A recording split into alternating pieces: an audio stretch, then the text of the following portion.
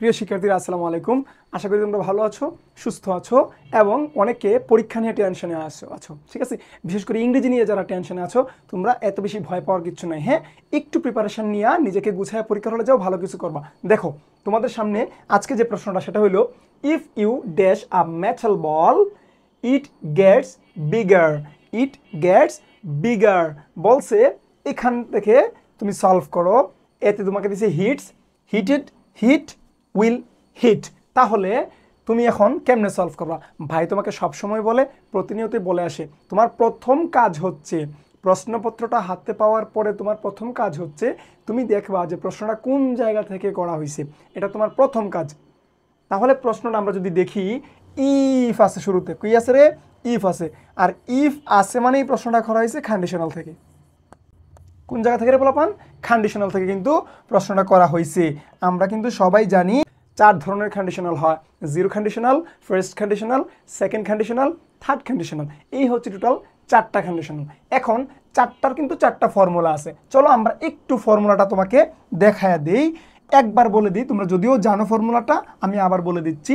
Zero কন্ডিশনালের formula হচ্ছে if plus V1 থাকবে, ডান পক্ষেও তোমার একটা ভি1 থাকবে। ফার্স্ট কন্ডিশনালের ফর্মুলা হচ্ছে ইফ প্লাস ভি1 থাকবে, ডান পক্ষেও কি থাকবে? এই যে উইল প্লাস ভি1 বা ভার্বের বেস ফর্ম থাকবে।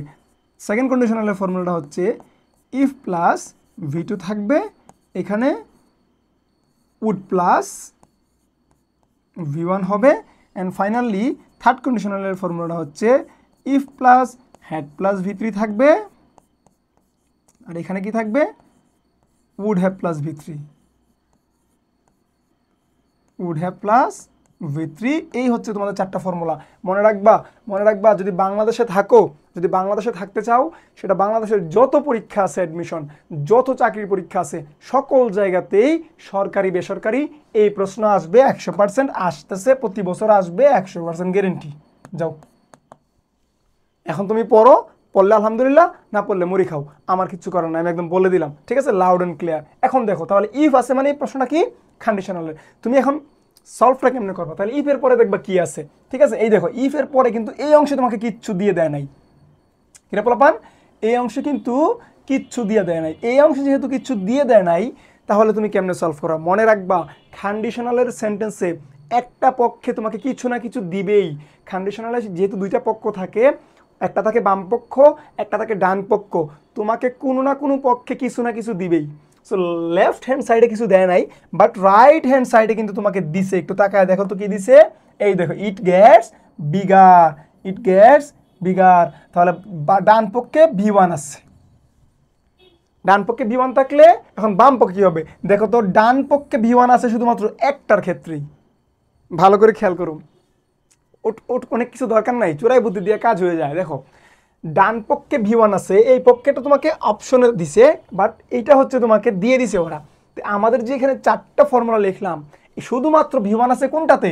এই যে 1 নাম্বারটাতে আছে শুধুমাত্র ভি1, অর্থাৎ জিরো কন্ডিশনাল থেকে প্রশ্নটা করা হয়েছে।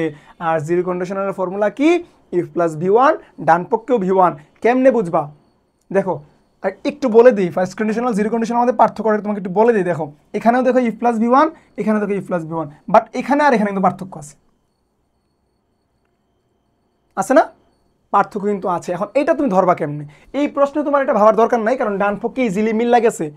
তবে অনেক সময় এই পক্ষটা তোমাকে ড্যাশ দিয়ে দিবে, তখন তোমাকে ভাবতে হবে যেটা জিরো কন্ডিশনাল হবে নাকি ফার্স্ট কন্ডিশনাল হবে, অ্যান্সারটা কি শুধু বেস ফর্ম হবে নাকি উইল প্লাস বেস ফর্ম হবে। তখন তুমি কেমনে বুঝবা? জিরো কন্ডিশনালের ক্ষেত্রে আমরা কিছু শর্ত ফলো করি, যারা আমি তোমাকে যদি ডিরেক্টলি বলতে যাই, চিরন্তন সত্য, বৈজ্ঞানিক সত্য, অভ্যাসগত কোনো কিছু, এইগুলা যদি বুঝায় তাহলে সেটা জিরো কন্ডিশনাল। আর এইগুলা ছাড়া পৃথিবীর যা কিছু আছে সব ফার্স্ট কন্ডিশনাল। আশা করি বুঝাইতে পারছি। তাহলে এটা অটোমেটিক্যালি অ্যান্সার কি হবে? If plus V1. তাহলে ইফ ওরা দিয়ে দিছে, দেখো তো, ইফ ওরা দিয়ে দিছে রে, এইদিকে ভি1ও দিয়ে দিছে। তাহলে আমার শুধু বাকি আছে কে? বাকি আছে হচ্ছে একজন, সে হইল আরেকটা ভি1। দেখছো, ইংরেজিও কিন্তু তোমার সাইন্টিফিক্যালি সায়েন্সের মতো করে পড়া যায়, কিন্তু আমরা আসলে বাংলাদেশের শিক্ষকরা এভাবে পড়ায় অভ্যস্ত না, তোমরা ওইভাবে পড়ে অভ্যস্ত না। দেখো তো, সাইন্টিফিক্যালি পড়াইছি না, এটাও দেওয়া আছে আবার এটাও দেওয়া আছে, তাহলে মাঝখানে বাকি কোনটা? এটা একদম সায়েন্স। ওকে, তাহলে এখন খুঁজে দেখো কোন জায়গাতে কেবলমাত্র একটা V1 আছে।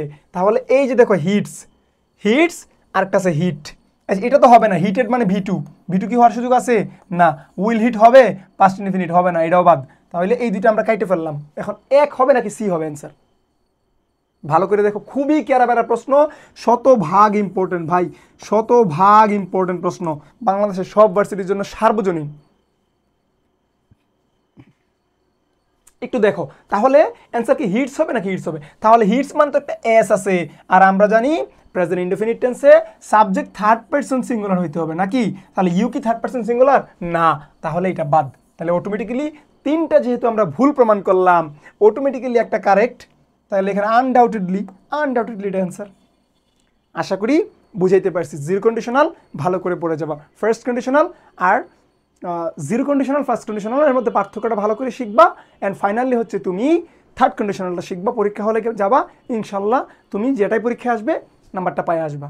ওকে, সকলে ভালো থাকো, সুস্থ থাকো, আল্লাহ হাফেজ।